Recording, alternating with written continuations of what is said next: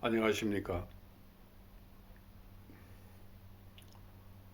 예수님의 사랑 이야기. 오늘은 하나님은 사랑이시다 라는 제목의 말씀을 드리겠습니다.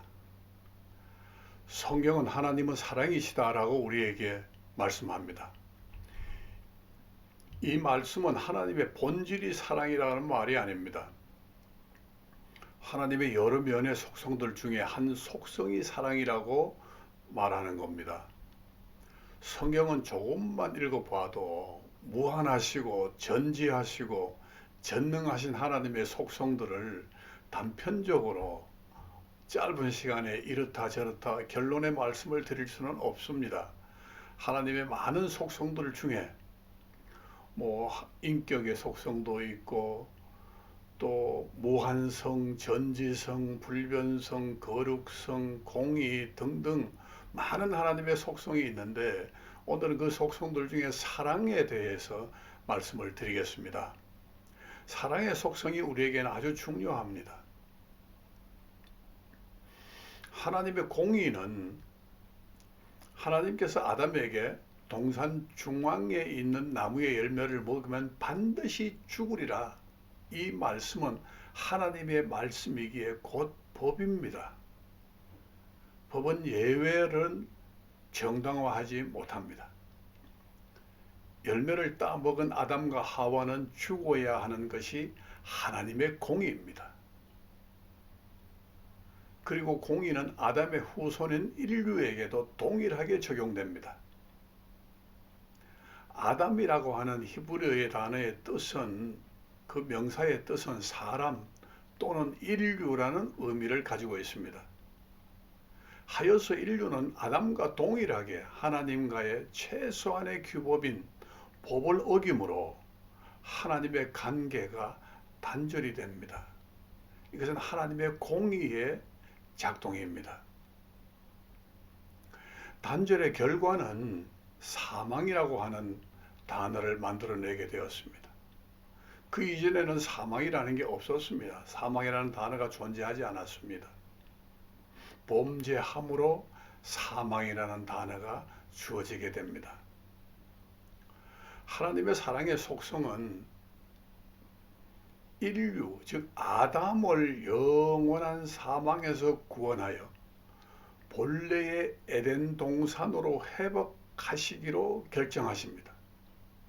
이것이 하나님의 사랑의 속성이 사랑의 시작이 되는 발로가 됩니다. 그러나 하나님께서 공의가 불변하기 때문에 아담을 대신하여 또 다른 아담이 있어야 됩니다. 첫 번째 아담은 하나님의 말씀을 불복종해서 죄를 범함으로 사망에 이르게 죽음에 이르게 죽음에 처하게 되었습니다. 그러나 이 죄를 사하기 위해서는 죄 없는 하나님의 말씀에 순종하는 두 번째 아담이 필요했던 겁니다. 죄 있는 아담의 죄를 상쇄하기 위하여서 죄 없는 아담의 희생이 필요하다는 겁니다. 죽어야 될 아담 대신에 대신 죽어줄 죄 없는 아담이 필요했던 겁니다. 하나님께서 또 다른 흙으로 아담을 창조하시는 것은 창조는 하실 수 있는데 그렇게 하게 되면 하나님의 전지하심과 전능하심에 충돌하게 됩니다. 하나님의 사랑이 하나님께서 스스로 두 번째 아담이 되시어 세상에 오시기로 결정하시고 오신 분이 우리를 위하여 십자가에 달려 죽어주신 하나님의 독생하신 아들 예수 그리스도이십니다. 아담의 불순종을 예수님께서는 순종하심으로 아담의 불순종의 죄를 해결하는 길을 열어주셨습니다. 그 길은 곧 예수님 자신인 겁니다.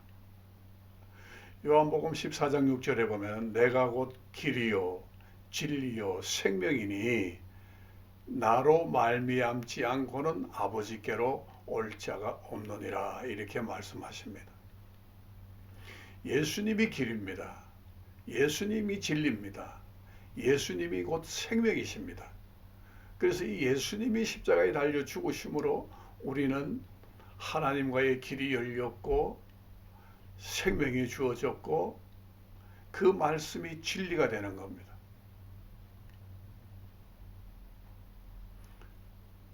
그 사랑이 여러분과 저를 지옥 유황불 속에서 영원한 영광만 있는 천국으로 옮겨주셨습니다. 이것이 하나님의 크신 위대하신 사랑입니다.